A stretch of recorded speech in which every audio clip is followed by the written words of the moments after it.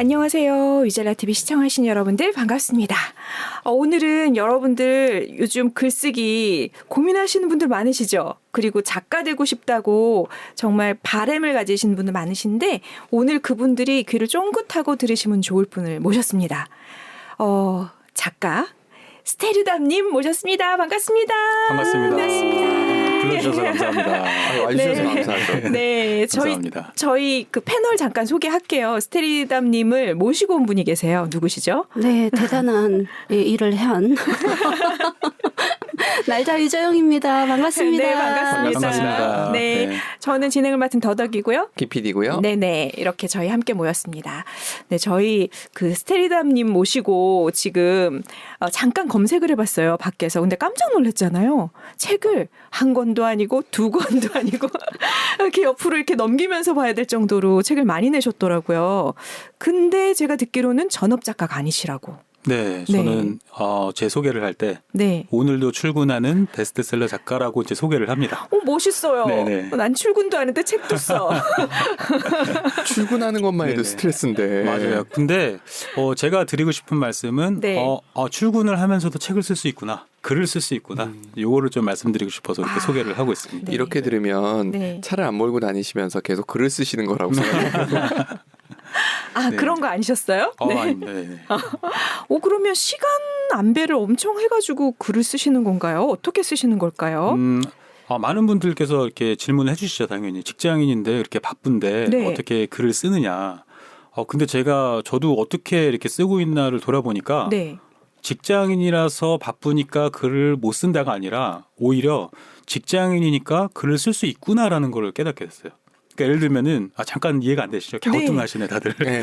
네네. 그게 왜 그러냐면 글을 쓰려면은 일단은 소재가 있거나 시간이 있어야 되잖아요. 그렇죠. 근데 일단은 더 중요한 건 저는 소재라고 봐요. 왜냐면은 시간과 소재 중에는 소재다. 왜냐면은 소재가 있으면 어떻게든 쓰거든요. 쓰고 싶으면 뭐 잠을 안 자든 주말에 쓰든 쓰게 돼 있어요. 네. 잠을 어떻게 안 잘 수 있습니까? 근데 사실 저는 잠을 좀 많이 자고 있으니까요. 자고 있어서. 잠을 안 자고 쓸 필요 없다. 네, 그건 아니고. 다행이다. 네. 자, 네. 그러면은 소재를 먼저 생각해 드리면 사실 글쓰기는 우리 머리로 쓴다고 많이 생각을 하세요. 네. 근데 그게 아니에요. 글쓰기는 마음으로 쓰는 거예요. 저 손가락으로 쓴다는 말이 나올 줄 알고. 그렇죠. 뭐 그런 말도 있죠. 뭐 엉덩이로 쓴다는 말도 있고. 맞아요. 네, 근데 마음으로 쓴다는 게 뭐냐면은 마음이 요동할 때 글쓰기가 시작되거든요. 이게 재밌는 거는 우리가 다이어트를 할 때 생각해 보세요. 내가 머리로 아무리 다이어트에 100번 내일부터 10km를 뛸 거야 해도 안 되잖아요. 안 되죠. 안 되죠. 근데 언제 돼요?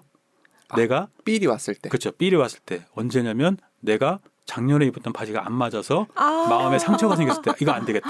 맞다. 그리고 나와서 바로 뛰는 거예요. 그러니까 우리 심리학적으로 보면은 우리 의사결정을 하는 거는 머리가 아니라 마음이에요.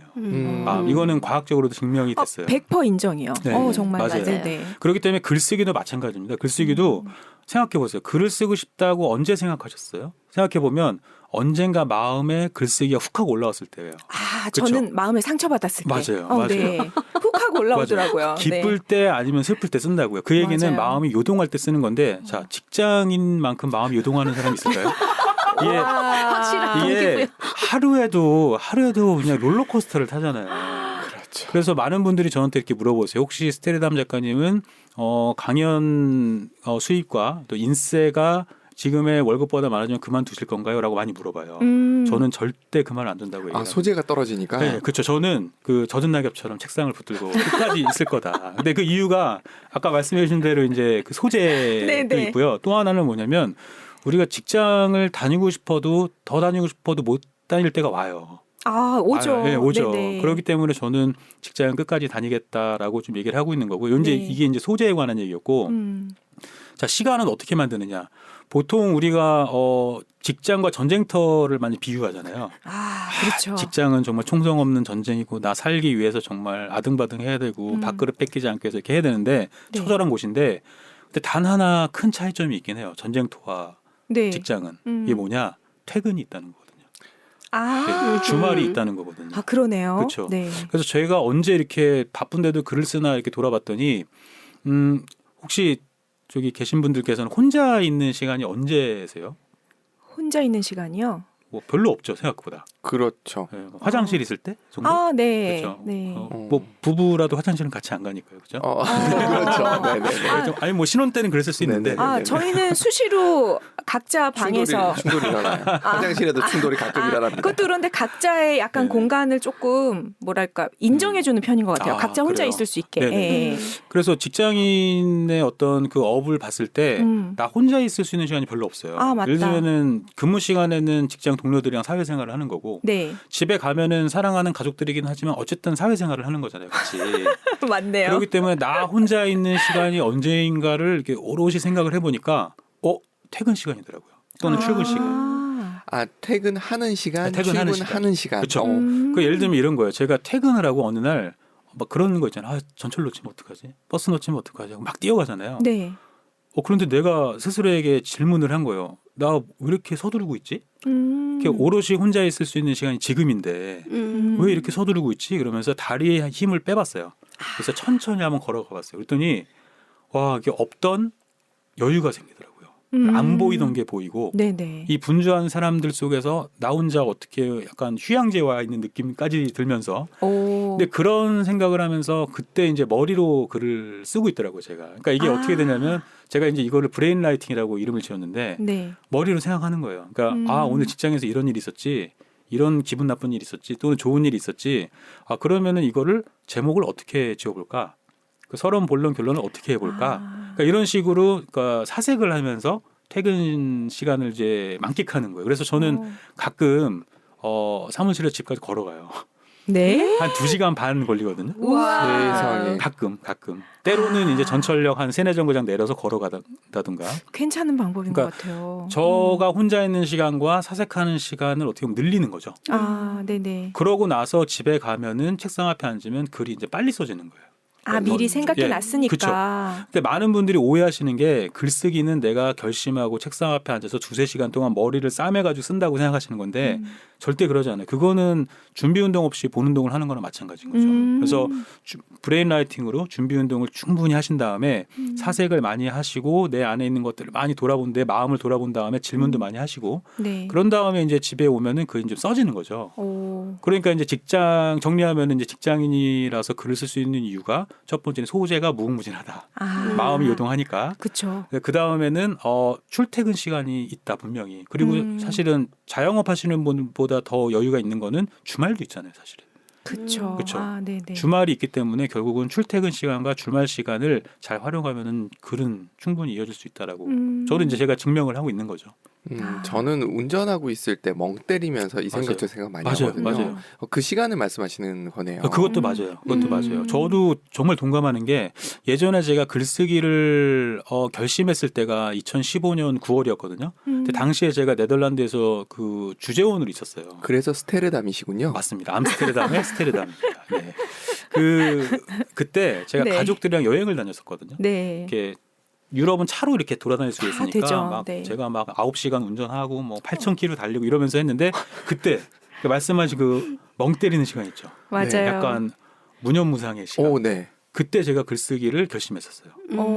그때. 저는 왜 네. 결심을 안 했을까요? 미국 서부로 5,000km 달렸는데 왜 결심을 안 했을까요? 아니, 그때 또 새로 그 어떤 결심을 하셨기 때문에 이 자리에 계신 거라고. 네, 그럼요, 네, 그럼요. 그런 걸로. 네. 그래서 맞아요. 멍 때릴 때나 뭔가 이렇게 어떤 정말 너무 복잡한 생각이 없고 사람이 단순해질 때 나의 본연을 이제 돌아볼 수 있거든요. 그래서 제가 사실은 걷기와 사색을 말씀드리는 이유가 그때 이제 마음에 훅 하고 올라오는 것들을 이렇게 잡아채야 된다는 거예요.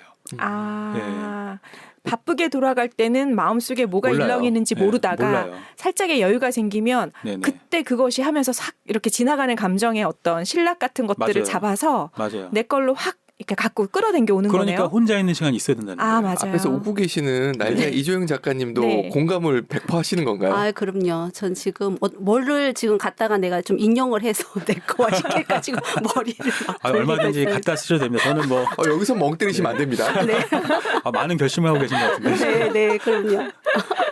이런 기회가 없거든요. 하여튼 이런 글쓰기에 대한 얘기를 마음껏 할 수 있어서 저는 너무 좋아요. 저희 듣고 있어서 너무 좋습니다. 네. 그럼 첫 얘기 하셨어요. 2015년도 암스테르담에서 네네. 시작이었다. 네네 맞아요. 그러면 그때 시작된 계기가 그렇게 운전하면서 시작하셨는데 네. 그 전에 무슨 준비 운동을 미리 하셨던 건 아닌가요? 나 아니에요. 책을 쓰고 싶다? 저는 그러니까 어. 제가 이제 제가 강의도 하고 이제 네. 글쓰기하는 책도 쓰고 이제 자기계발서도 쓰고 있는데 제 가장 큰 강점이 그거거든요. 저는 글쓰기와 전혀 상관이 없는 사람이었어요. 어, 전공이 어느 쪽? 저는 이제 심리학이긴 한데 그렇다고 아. 뭐 글을 쓴다거나 뭐 100일장에 나갔다거나 일기를 꾸준하게 썼다거나 이것도 아니에요. 그렇다고 제가 또 부지런하고 꾸준한 사람도 아니어가지고 책도 많이 안 읽었어요. 부끄럽지만. 어. 이런 식으로 동기부여해 주시는군요. 근데 사실이에요. 실제로. 그렇기 진짜요? 때문에 어떻게 보면은 어. 제가 글쓰기를 시작하시는 분들의 마음을 잘 알고 있는 거죠. 아. 그 막막함. 내가 써도 되나? 흔히 약간 생각하는 작가가 되려면 책도 많이 읽어야 되고 사색도 맞아요. 많이 한 사람이고 맞아요. 평상시에 뭔가 그런 거 했었던 사람이겠거니 하는데 맞아요. 작가님은 스테레담 작가님은 관계가 전혀 없었다. 전혀 없었어요. 어. 근데 많은 분들이 결과를 보고 판단을 하잖아요. 네. 아마 저를 보시는 분들도 그럴 거예요. 저 사람은 그러면은 책도 많이 읽었을 거고 원래 글을 좀 썼겠지. 그죠. 뭐 책을 많이 읽었겠지라고 음. 생각하는데 그게 아니라는 걸 제가 강조를 드리는 거예요. 음. 그게 이제 제가 이제 그런 노력을 안 했다는 게 자랑인 게 아니라 네. 역으로 생각하면 이런 거죠. 글쓰기는 누구라도 할 수 있는 거구나. 근데 이거를 안 말씀드리고 읽으셨다는 게 남들보단 그래도 읽은 거 아닐까요? 그거는 제가 아니에요. 그러니까 책을 많이 안 읽었는데 딱 한 번 책을 정말로 많이 읽었던 적은 이제 군대에서. 할 게 없으니까. 시간이 그때 있었구나. 할 게 없으니까 네. 저기 아직도 기억나는데 그 모퉁이에 이렇게 책 이렇게 뭐랄까요 이렇게 책 서가가 있잖아요. 거기 있는 책을 다 읽었어요. 한 몇 권 정도 됐나요? 그게 한 6, 70권 됐던 것 같아요. 많이 네. 읽으셨네. 그때만 딱 읽은 거예요. 딱 몰아서 딱 읽고. 근데 이제 네. 제가 이제 생각을 해보니까 그러면은 정말로 책을 많이 읽어야 많이 잘 쓸 수 있다는 것도 맞긴 맞아요. 왜냐면 저도 요즘에 소재가 떨어지고 약간 좀 그런 거기 때문에 책을 많이 읽을 노력을 하거든요. 네네. 근데 그 전에는 어떻게 이렇게 글이 나왔나를 돌아보니까 출발점은 나인 거예요. 그러니까 사색을 좀 많이 했어요. 전 다른 분들보다는 사색을 많이 한 것 같아요. 제가 심리학을 전공한 것도 어떻게 보면 나를 알고 싶어서라는 것도 좀 있었거든요. 그래서 네네. 학부 공부는 별로 안 했지만 나에 대한 어떤 그 책은 많이 봤던 것 같아요. 그리고 생각도 많이 하고 나는 왜 태어났고 네네. 왜 살고 있고 자칫하면은 절로 들어가실 뻔했네. 그렇죠. 제가 그때 운전할 때 멍 때릴 때 이제 절이 아니라 이제 글을 택한 거죠. 네. 잘하셨네요. 네네. 그래서 이렇게 썼는데 모든 출발점 제가 이때 뒤에도 말씀드리겠지만 평범한 사람들이 어떻게 글을 쓸 수 있어요라는 질문에도 대한 답인데 네. 결국에는 나로부터 내 안에 있는 것들을 끄집어내기 시작하고 그것에 대해서 쓴 거죠. 그러니까 책을 많이 안 읽어도 되는 게 책을 읽어서 결국은 내가 이걸 머리로 이해해서 머리로 쓰려고 하는 거거든요. 어떻게 보면 그렇죠. 그렇죠. 어떤 인용구를 갖다 쓰고 뭐 어떻게 따라 쓰려고 하고 이제 그런 건데 그런 게 틀리거나 나쁘다는 건 아니에요. 근데 어떻게 제가 이렇게 글을 계속해서 쏟아내고 있나를 봤더니 어떤 책을 읽어서 머리로 쓴다기보다는 네. 내 마음을 들여다보고 마음의 감정들을 써내려고 하는 그 과정이 있다 보니까 그게 더 큰 효과가 있었다라고 말씀을 드리고 싶은 거예요. 그러니까 마음을 들여다보는 게 너무 편안하신 분이시네요. 네. 날짜 이조영님 네. 제가 봤을 때는 그 자존감에 대한 코칭이나 이런 거 하시잖아요. 네, 네. NLP 쪽. 네. 굉장히 자존감이 높으신 케이스 아니신가요? 그럼요. 예, 그래서 제가 좋아하는 거 아니겠습니까? 또 잘 통하고 뭔가 오래 이렇게 얘기를 한 거는 아닌데도 네. 뭔가 그 심리에 대해서 글 보면은 이렇게 표시가 나잖아요. 그래서 글을 보고 제가 이제 글모사도 참여하게 됐던 게 사실은 스테르담 작가님이 글을 보고 뭔가 이분은 좀 믿음직하고 예, 그런 게 좀 느껴졌죠. 저는 글 보여드리면 안 되겠네요. 제가 보여서. 네. 근데 이게 사실인 게 이제 약간은 네. 때로는 약간 발가벗은 것보다 더 부끄러울 때가 있긴 해요. 그러니까요. 그렇죠. 네. 내 안에 있는 것들 정말 속살보다 더 아래 있는 것들을 끄집어낸 거잖아요. 글이라는 게. 그렇죠. 그래서 제가 이제 좀 드리고 싶은 조언은 이거예요. 내가 만약에 글을 쓰고 뭐 필명을 만들어서 활동을 한다 그러면 절대 주위 사람들 특히 가까운 사람들한테는 글쓰기를 알리지 말라고 사실 저는 조언을 드려요. 네. 왜냐하면 글쓰기가 제한이 돼요. 내가 어떤 글을 썼을 때 혹시 이거 누구 얘기하는 거 아니야? 이거 나 얘기한 거야? 뭐 이런 식으로. 그리고 많은 분들이 글쓰기를 하면은 이렇게 자랑을 하고 싶어 하잖아요. 예를 들면 네. 그래서 내 글이 뭐 조회수가 폭발했다거나 아니면 책이 나왔다거나 하면은 주위 사람부터 알리잖아요. 근데 저는 그걸 좀 반대하는 편이에요. 내가 어떤 이렇게 표적으로 삼아야 되는 사람들은 우물 안에 있는 사람이 아니라 우물 밖에 있는 사람들이거든요. 그러니까 대중들을 설득을 해야 되는 게 더 큰 지향점이라고 네. 저는 봐요. 그러면 책을 가족들이나 이런 분들은 별로 잘 안 읽으세요? 가족들한테는 당연히 알릴 수밖에 없지만 네네. 제가 어떤 큰 경험을 한 게 뭐냐면 직장에서 직장에서 제가 이제 책이 나오고 강의를 하다 보니까 너무 신기해서 저도 이제 좋잖아요. 그래서 네네. 거기에 취해서 제가 내가 스테르담이다 이러고 떠들고 다닌 거예요. 근데 그게 역효과가 돼서 돌아오더라고요. 그러니까 직장에서는 다 같이 하는 걸 하면 딴짓이 아니에요. 예를 들면 네. 다 같이 골프 치러 가고 다 같이 술 마시면 괜찮아요. 근데 맞아요. 쟤는 뭐야 쟤? 그러네요. 딱 네. 그거네. 지금 말씀을 정확하게 네. 해주셨네. 맞아요. 네. 다들 하는 거라면은 별 문제가 안 네네, 되는데 네. 안 하는 거라면 문제가 네. 되는 거군요. 쟤 뭐 투잡하는 거야? 쟤 뭐 회사에 미련이 없는 거야? 일 안 하는 거야? 저는 제 시간을 아껴서 다 쓰고 한 건데 네네. 그런 식으로 다 생각을 해요. 저는 그렇게 했을 때 쟤는 일도 잘하고 책도 쓰고 좀 역량이 있는 애구나라고 생각해 줄 줄 알았어요. 완전 반대. 그러네. 완전 반대고 또 제가 좀 마음의 상처를 많이 입었던 거는 제가 믿는 사람들이 제 네. 글을 악의적인 편집을 해서 이렇게 돌려보면서 야 이거 얘가 이상한 얘기하고 다닌다 이런 식으로 얘기를 한 거죠. 근데 저는 그걸 받아들여야 되는 거예요. 왜냐하면 내가 떠벌렸으니까. 내가 파놓은 함정이니까. 그래서 그때 그것 때문에 너무 힘들었는데 느낀 거는 그거였어. 작가라면 안고 가야 되는 숙제구나. 그리고 드러낼 때와 드러날 때를 구분해야 되는데 그래서 제가 이제 많은 분들께 얘기하죠. 드러내지 마라. 내가 작가라는 거, 내가 글 쓰고 있다는 거 드러내지 마라. 드러나는 건 어쩔 수 없다. 하지만 드러내지는 마시라. 그래서 요즘에는 회사에서 제가 아무래도 좀 알려져 있죠. 알려져 네. 있고 다른 사업부분들과 회의를 해도 혹시 이래서요. 그럼 저는 저 아닌데요. 이렇게 얘기해요, 진짜. 근데 알죠. 그 사람은 저인 거 알아요. 그럼에도 불구하고 저는 그걸 일축시키는 거예요. 그냥 회사 얘기합시다. 일 얘기합시다. 이렇게 하고 넘어가요. 그러네요. 그게 구분되면은 훨씬 더 본인도 편하셨을 것 맞아요, 같아요. 맞아요. 네. 네. 그런 일이 제가 너무 있으셨구나. 경솔했죠. 근데 정말 그런 게 또 나중에 글감 되겠네요. 그렇죠. 그래서 제가 네. 이렇게 강의할 때 이렇게 알려드릴 수 있는 소스가 되는 거죠. 그럼요. 절대 글쓰기를 알리지 마세요. 뭐 이런 식으로. 작가분들끼리는 어떠세요? 같은 작가분들끼리는 네네. 책을 냈다라는 거를 이야기를 하시게 되는 그거는 이렇게 굳이 이렇게 강력하게 얘기하지는 않아요. 그냥 나오면 나오는가 보다. 뭐 이런 식으로. 왜냐하면은 이게 적극적으로 알리면은 서로 부담이 될 수 있잖아요. 나한테 책을 사달라는 거야. 맞아. 그럴 수 쓰이지 있어. 않은 거야. 네. 약간 그럴 수 있겠어요. 네, 그래서 맞아요. 저는 그냥 나오면 그냥 책 나왔습니다 정도만 공개적으로. 그러니까 한 명 한 명이 아니라 그냥 책 나왔습니다. 혹시 관심 있으신 분들은 보시면 좋을 것 같아요라는 그 정도. 네. 왠지 작가분들끼리는 그런 아까 말씀하셨던 다른 일로 소일거리를 하시는 분들 입장에서 봤을 때는 뭐라 할지 몰라도 작가분들끼리는 그런 일은 축하해주죠. 그렇죠. 네네, 그럴 일 그렇죠. 없을 것 같아요. 서로 알 것 그럴 일은 같아요. 없죠. 그 마음을. 네, 그럼요. 그럼 제가 궁금한 게 네. 있어요. 그래요. 직장 다니고 그런 거 그 감정에 무언가를 붙잡아서 쓸 수 있어요. 네네. 도대체 어떻게 해요? 어디다가? 네. 네네네. 그게 이제 소재와 어떻게 보면 어디에다 글을 써야 되느냐의 질문인 것 같아요. 네네. 그래서 소재는 잠깐 뒤로 하고 먼저 어디에다 써야 되느냐가 네. 되게 중요하거든요. 그러니까 제가 글쓰기를 처음 시작했을 때 저는 이제 블로그에 시작을 해서 당연히 이제 접근성이 좋으니까. 네. 근데 제가 이제 글을 쓰고 있는데, 저는 글을 쓰고 있는 게 아니라 갑자기 제가 스킨 디자인을 바꾸고 있고 메뉴를 왼쪽에서 오른쪽으로 옮길까 이거를 고민하고 있더라고요. 진짜. 내가 지금 뭐 하고 있는 거지? 생각해보니까 그냥 블로깅을 하고 있는 거예요. 이건 좀 아닌 것 같다 했는데 그때 운명처럼 브런치 광고를 보게 됐고요. 근데 브런치에 그 작가 등록이 안 돼도 글을 쓰실 수는 있어요. 발행이 안 되는 거예요. 그래서 그 글쓰기 버튼을 딱 눌렀는데 거기에 완전 꽂혀서 반한 거죠. 되게 미니멀해요.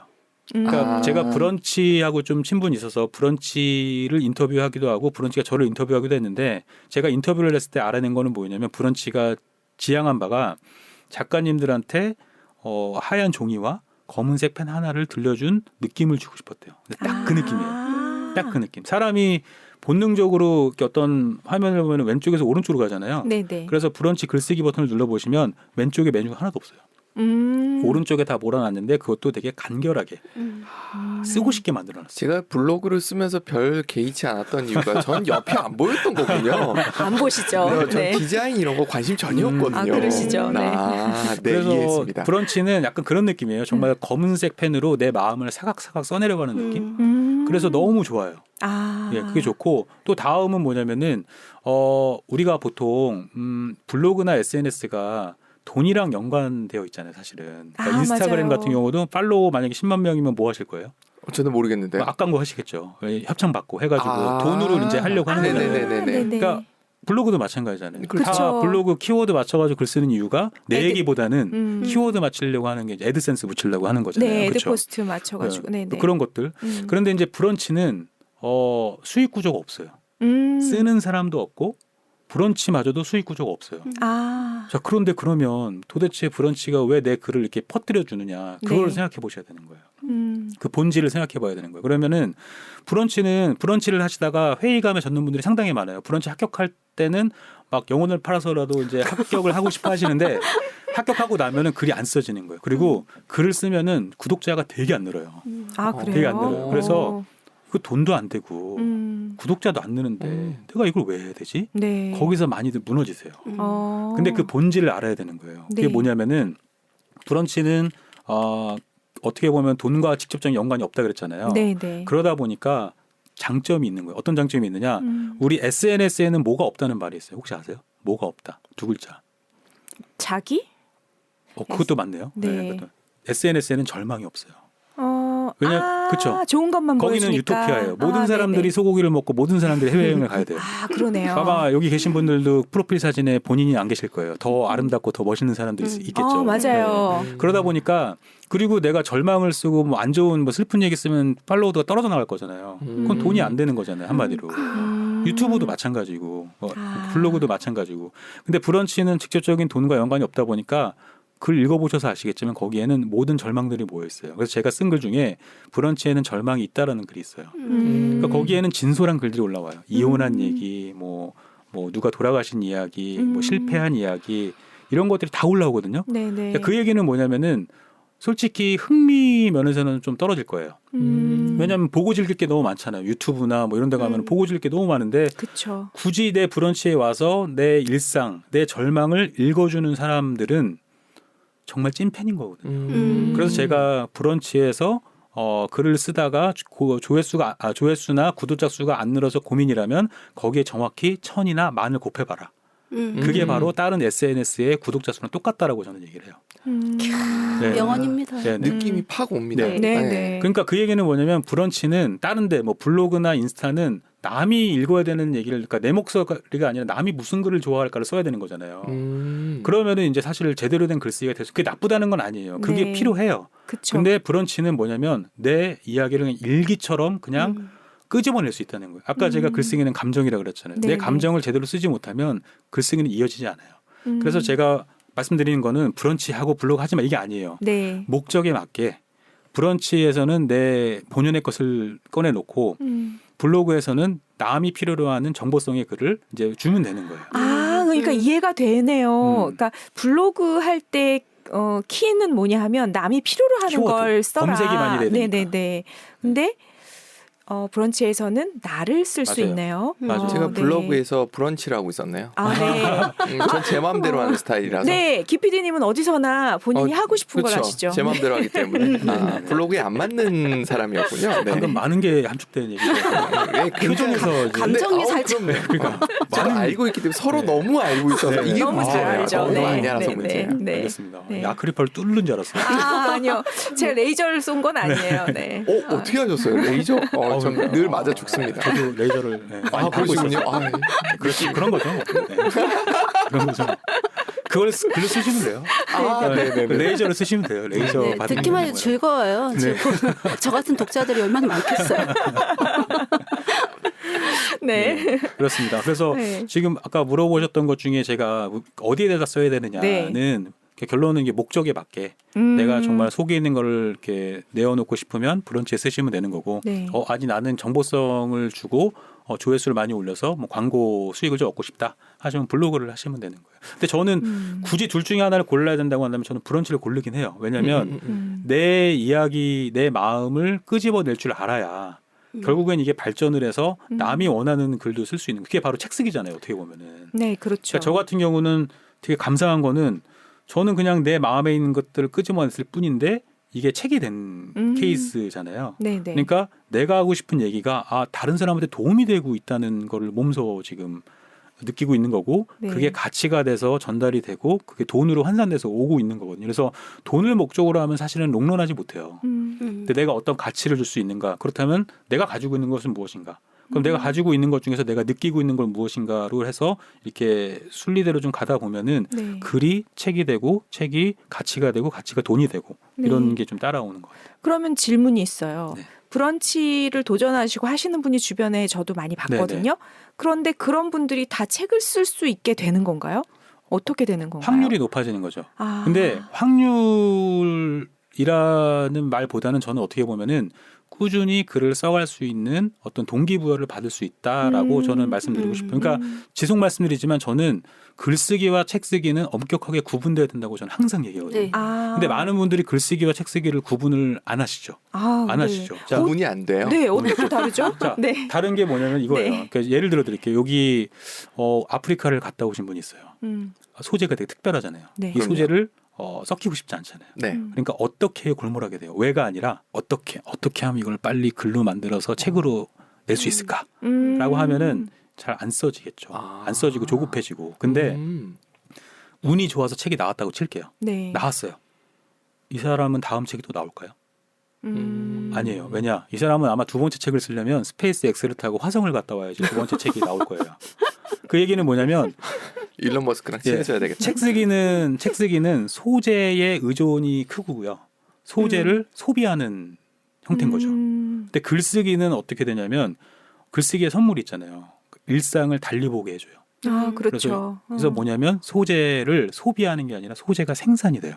아. 그러니까 제가 여러 권의 책을 냈지만 그게 어디 남의 얘기 쓴 거 아니거든요. 제가 뭐 화성을 갔다 와서 쓴 얘기 아니거든요. 그렇죠. 다 내 안에 있는 것을 꺼집어내서 얘기를 한 거예요. 그러다 보니까 소재가 계속해서 생산이 돼요. 글쓰기를 하면. 그래서 글쓰기를 하다 보고 소재를 살리고 이거를 하다 보니까 책이 되는 거지.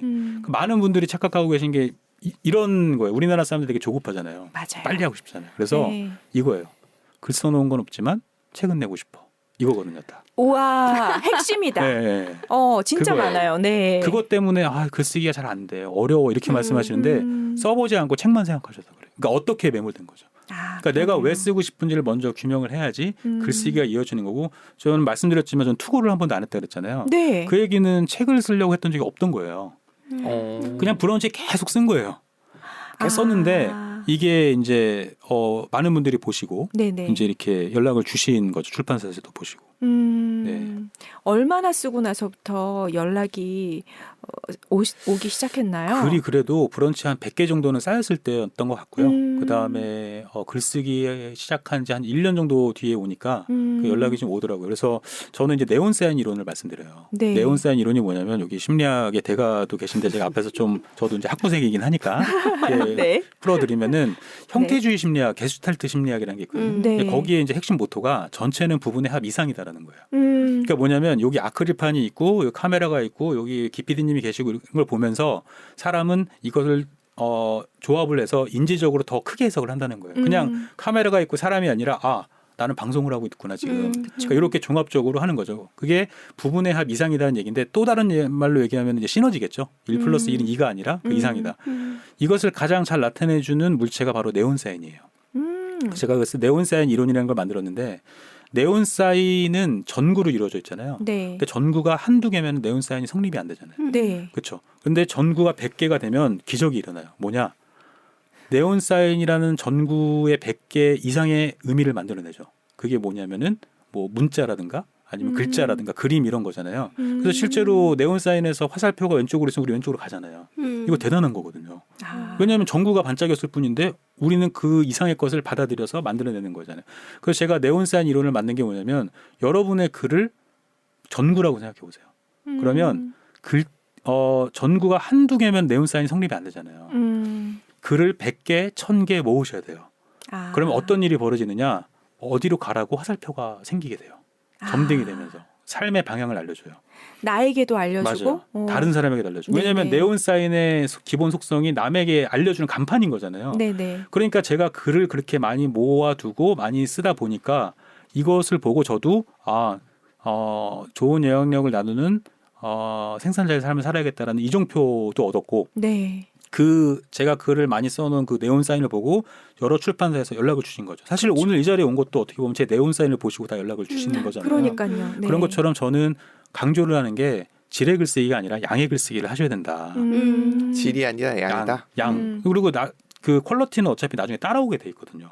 근데 많은 분들이 처음부터 질 좋은 글을 쓰시려고 하다 보니까 글쓰기가 안 되는 거예요. 네, 맞습니다. 맞아요. 네, 그래서 많이 써 놓으시다 보면 그 안에서 패턴이 생기고 그 안에서 나의 세계관이 보이고 하면서 계속해서 이어지는 거죠. 아, 그렇죠. 스테르담님은 굉장한 관찰력을 갖고 있다는 것이 보여져요. 그러니까 네. 무언가 이렇게 이론이다 이렇게 이름을 만드시는 게 장명 능력이다라고 처음에 생각했는데 그거보다 뭔가 이렇게 현상들이나 아마 2시간 반을 걸으시면서 보신 것들이 맞아요. 그렇게 만들어진 거라는 생각이 안 좀 보이는 분들이 들어요. 보여요. 글쓰기의 선물인 거죠. 아. 글쓰기의 선물. 그리고 이렇게 말씀을 굉장히 잘 하시거든요. 물론 네. 지금 방금 강의하고 오셔서 네, 네, 더 네. 속도가 빠르다고 말씀은 하시지만 네. 이게 글을 쓰면서 말씀을 잘 하시게 된 거세요? 아니면 원래 말하는 걸 좋아하셨는데 그게 글로도 가신 건가요? 이게 말하는 것을 좋아했고요. 네. 근데 이제 말을 하는 것처럼 글을 쓰는 것도 되게 좋더라고요. 그러니까 사실 저는 좀 그렇게 쓰고 있는 편이거든요. 그래서 특히 초보 작가님들이 하시면 좋은 게 구어체라고 하죠. 네. 그래서 말하듯이 상대방에게 말하듯이 편하게 쓰시면 돼요. 아, 그게 글쓰기의 첫 출발일 수도 있어요. 저도 그렇게 시작했던 거고요. 그러니까 네. 무슨 뭐 했어요, 채? 네네. 아, 그랬지 뭐 이런 식으로 네네. 말하듯이 네네. 아, 구어체. 구어체로. 구어체로 뭐 존댓말로 써도 되고 반발로 써도 되는데요. 네네. 그러니까 전혀 문제가 안 되고 이제 그러니까 말을 한다는 건 뭐냐면은 내가 가지고 있는 걸 표현한다는 얘기잖아요. 그쵸. 그러니까 말하듯이 쓴다는 거는 결국 내 안에 있는 걸 표현하겠다는 거거든요. 근데 그 표현하는 거는 내 고유의 영역인 거잖아요. 내가 네. 슬프면 내 슬픔을 뭐 사과에 비유할 수도 있고 뭐 핸드폰에 비유할 수도 있는 것처럼 남의 눈치를 보는 게 아니라 일단은 꺼내놓으시라는 거예요. 이해가 되네요. 저희가 지금 글쓰기를 아이들한테 가르치시는 분이 네네. 어떻게 가르치는가 봤더니 일단 그 아이의 머릿속에 있는 걸 말로 하라고 맞아요. 네, 맞아요. 가르치더라고요. 네, 네. 네. 그런 다음에 그게 적어보고 간단하게 적어보면 그게 이제 다시 글로 바뀐다라고 얘기를 하시던데 맞아요. 맞아요. 딱 같은 말씀을 맞아요. 하시네요. 네, 맞아요. 끄집어내야 돼요. 생각이 없다고 자꾸 그러시는 분들이 있어요. 네네. 내 속에는 아무것도 없어요. 이렇게 얘기하시면 네네. 그분들은 이제 생각할 기회가 없었던 거네요. 어떻게 보면 여유? 그렇죠. 아까 있었던 얘기했던 이제 혼자만의 시간을 네네. 안 가신 거고요. 그다음에 이게 바쁘잖아요, 저희가.